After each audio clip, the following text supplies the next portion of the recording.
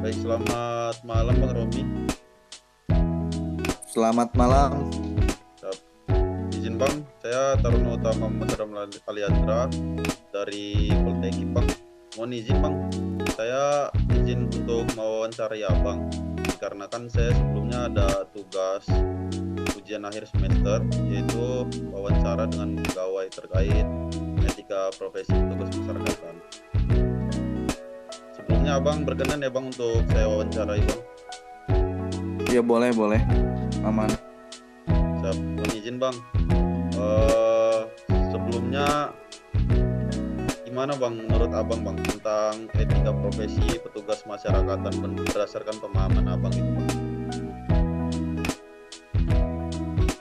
Kalau menurut saya banyak sih etika profesi petugas pemasyarakatan tentu kayak ada pedoman sikap, tingkah laku, dan perbuatan para pegawainya dalam buat jalanin tugasnya masing-masing. Itu juga buat menjaga standarisasi profesionalisme yang tinggi dalam buat ngelaksanain tugas itu sendiri. Jadi sepenting itu ya Bang ya etika profesi untuk petugas itu untuk menjaga profesionalitas dalam menjalankan tugasnya ya Bang ya. Iya, benar. Penting. Oke baik Bang. Ini untuk pertanyaan selanjutnya Bang. Kalau berdasarkan pengalaman Abang itu Bang, atau Abang punya anggapan sendiri, itu gimana sih Bang? Kalau sekiranya ada petugas masyarakatan yang melanggar kode etik itu ditindaknya gimana gitu? Ada beberapa cara sih buat nindak petugas masyarakat itu sendiri yang melanggar kode etik ya. Di setiap tempat kerja pasti punya komisi majelis yang mengawasi dan memeriksa pelanggaran kode etik. Bila petugas tersebut terbukti melanggar, bisa diberi teguran lisan ataupun teguran tertulis. Kalau pelanggaran beratnya bisa dihukum banyak, ada yang pemindahan, penurunan pangkat, nah bisa jadi pemecatan juga. Petugas juga harus menandatangani pernyataan permintaan maaf dan nama petugas pelanggar bisa diumumkan biar jadi pelajaran. Semua itu didokumentasikan dengan baik.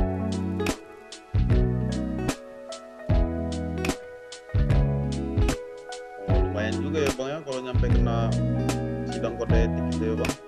Apalagi kalau nyampe Iya, kan berat. Oke Bang.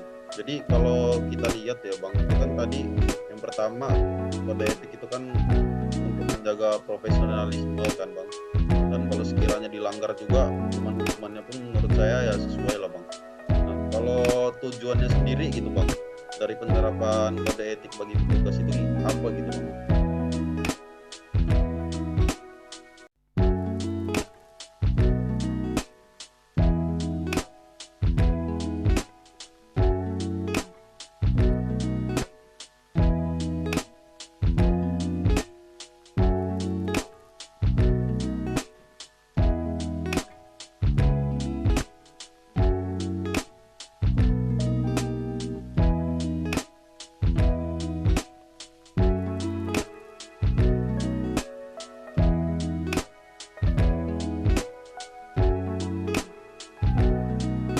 kalau tujuan penerapan kode etik banyak sih sebenarnya.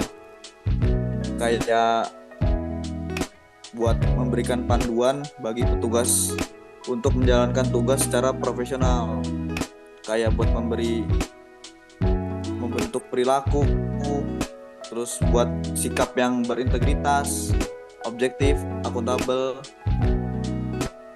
dan mencegah biar pelanggar itu petugas itu buat melanggar. Ada juga sanksi seperti kayak sanksi meningkatkan kepercayaan masyarakat terhadap lembaga pemasyarakatan.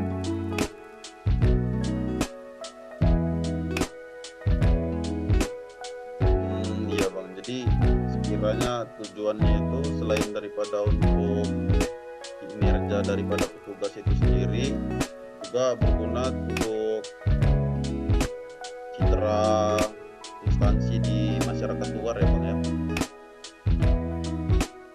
Iya benar. Oke. Jadi nggak cuma pribadi aja, bisa buat ke lembaganya juga. Oke. Ya udah Bang, sebelumnya terima kasih banyak Bang atas waktu yang udah diberikan Bang. Sekali lagi saya mohon maaf Bang udah ngeganggu waktunya. Terima kasih. Sekiranya cukup sekian Bang wawancara kita. Saya akhiri wabillahi taufiq wal hidayah. Assalamualaikum warahmatullahi wabarakatuh. Waalaikumsalam warahmatullahi wabarakatuh. Izin Bang. Assalamualaikum warahmatullahi wabarakatuh. Ya, sebelumnya izin mengenalkan diri kembali. Taruna Utama Muhammad Sadam Aliandra, STB 4571, Prodi Teknik Masyarakatan kelas B. Ya, mohon izin dari wawancara tersebut. Ya, jadi dapat kita ketahui bahwasannya etika profesi dalam petugas masyarakatan itu merupakan hal yang sangat penting. Mengapa demikian? Karena dengan seorang petugas tetap menjaga etika dalam berprofesi, hal itu bisa memaksimalkan integritas serta profesionalitas petugas tersebut untuk menjaga agar kadar profesionalisme petugas tersebut tetap tinggi dalam menjalankan tugas dan tanggung jawabnya, sehingga tugas yang ia kerjakan begitu pula dengan citra individunya dan juga citra instansinya akan terangkat menjadi lebih baik. Bahwasannya sepenting apa etika profesi tersebut bagi seorang pegawai. Nah, bagi seorang pegawai yang profesional untuk memastikan bahwa ia tetap mematuhi standar etika profesi dalam berbagai situasi kondisi dia dalam pekerjaannya ya, yang sangat menantang tentunya. Nah, seorang petugas itu pasti bisa memastikan bahwa ia tetap memenuhi standar etika profesi karena ia mengetahui dari standar itu sendiri. Nah, mengetahui kode etik profesi itu sangat penting bagi seorang petugas yang profesional untuk memahami dengan baik kode etik profesi yang berlaku dalam bidangnya. Nah, dengan memahami standar-standar etika tersebut, seorang petugas itu bisa menjadi lebih mudah dalam mengidentifikasi perilaku yang sesuai atau tidak sesuai dengan etika profesi itu. Nah, bisa juga dengan konsultasi dengan rekan kerja atau atasan. Nah, jadi ketika kita dihadapkan pada situasi yang menantang secara etis, nah, seorang petugas yang profesional tentu dapat berkonsultasi dengan rekan kerja atau atasan, nah, untuk mendapatkan sudut pandang tambahan. Jadi pikiran mereka itu harus terbuka untuk menerima dari segala macam masukan. Nah, kemudian untuk menjadi seorang profesional tersebut juga tetap harus mengedepankan yang namanya kepentingan klien atau warga binaan ya, dan juga masyarakat. Karena seorang petugas itu harus selalu mengutamakan kepentingan dari klien-kliennya, nah, di atas kepentingan dia sendiri ataupun kepentingan dari golongannya. Nah, dengan memfokuskan pada pelayanan yang terbaik, jadi petugas itu dapat meminimalkan resiko dari pelanggaran etika. Nah, terkait etika itu ada hal pentingnya transparansi, integritas, dan kejujuran. Nah, untuk membangun reputasi sebagai seorang profesional dan untuk membangun reputasi instansi.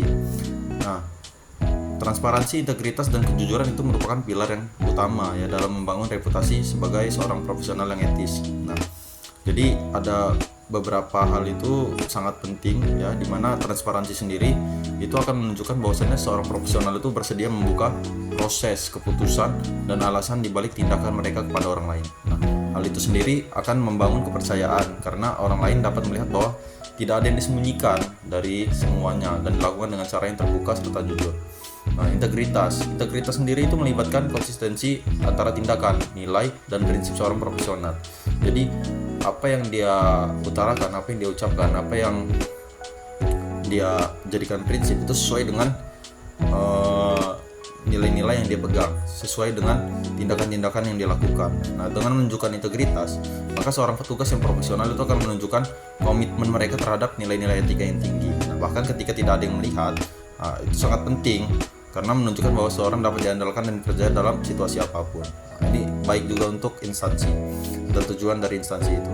Nah, yang kemudian kemudian kejujuran. Nah, kenapa kejujuran itu menjadi dasar dari semua hubungan profesional yang baik?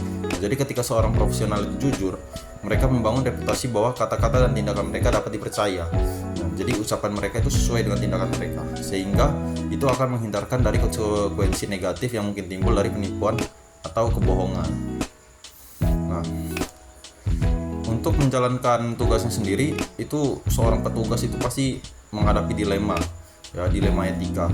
Nah, apa itu? Menghadapi dilema etika itu dalam menjalankan tugas sehari-hari itu bisa menjadi tantangan bagi seorang petugas. Tapi ada beberapa langkah yang dapat diambil seorang petugas untuk mengatasi situasi tersebut dengan cara yang etis dan bertanggung jawab. Nah, jadi untuk langkah-langkah yang saya susun di sini itu yang menurut saya identifikasikan dalam beberapa hal. Nah, jadi untuk identifikasi dilema sendiri ya. Jadi mengenali dan memahami dilema etika yang dihadapi itu sangat penting. Kenapa? Karena identifikasi semua pihak yang terlibat dan pertimbangkan bagaimana keputusan diambil dapat mempengaruhi mereka. Kemudian kaji nilai dan prinsip etika. Nah, dilema dengan rekan kerja, atasan atau mentor yang dapat dipercaya, mendapatkan perspektif lain dapat membantu memperjelas situasi dan menemukan solusi yang lebih baik. Kemudian ada evaluasi opsi. Pertimbangkan berbagai opsi itu sangat penting ya. Jadi opsi apa aja yang tersedia, evaluasi konsekuensinya masing-masing, kita pikirin jangka pendek dan jangka panjangnya, terus dampaknya juga terhadap semua pihak yang terlibat. Nah, kemudian harus membuat keputusan yang bertanggung jawab. Nah, setelah mengevaluasi semua opsi itu, kita harus mengambil keputusan untuk melakukan suatu tindakan yang sejalan dengan nilai dan prinsip etika. Nah, pastikan keputusan kita itu dapat dipertanggungjawabkan dan transparan. Nah, kemudian penting untuk mendokumentasikan proses. Jadi, dokumentasikan langkah-langkah yang diambil dalam membuat keputusan itu bisa menjadi referensi di masa depan dan membantu menunjukkan bahwa keputusan dibuat berdasarkan pertimbangan yang etis. Nah, komunikasi jelas dan terbuka itu juga sangat penting. Kenapa? Karena mengomunikasikan keputusan dengan jelas kepada semua pihak yang terlibat dan kita menjelaskannya gitu kan. Jadi transparansi dalam komunikasi itu bisa membangun kepercayaan dan memahami bahwa keputusan dibuat dengan mempertimbangkan etika. Nah, yang terakhir itu yang nggak kalah pentingnya itu kita tinjau kembali semua keputusan. Nah, jadi setelah semua keputusan itu kita implementasikan, kita tinjau kembali untuk memahami, untuk memastikan lah bahwa hasilnya itu sesuai dengan tujuan yang diinginkan atau tidak, ya kan? Jadi kita lihat juga ada nggak dampak negatif yang tidak terduga itu apa aja. Nah, sekiranya cukup demikian mungkin masalah etika profesi terkait petugas pemasyarakatan ya, khususnya implementasi petugas pemasyarakatan dalam menjalankan tugas-tugasnya. Sedikitnya yang bisa dapat saya sampaikan, selebihnya saya mohon maaf, pada Allah saya mohon ampun. Wabillahi taufiq wal hidayah. Wassalamualaikum warahmatullahi wabarakatuh.